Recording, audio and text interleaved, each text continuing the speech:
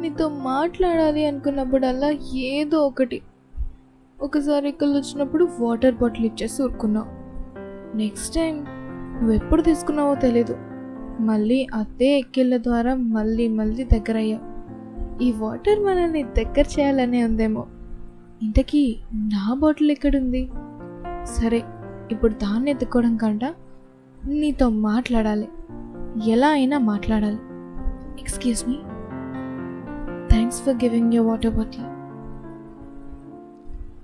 Welcome చెప్తా అనుకుంటే at least it's okay కూడా చెప్పలేదు. సచ్చినోడు వాటర్ బాటిల్ తీసుకొని మళ్ళీ ఫోన్ని అదే సీరియస్గా చూస్తున్నాడు. ఏముంది అందులో? ఇంతకల ఫోన్ కాల్ నుంచి చూస్తున్నా అదే చాట్, అదే సీరియస్నెస్.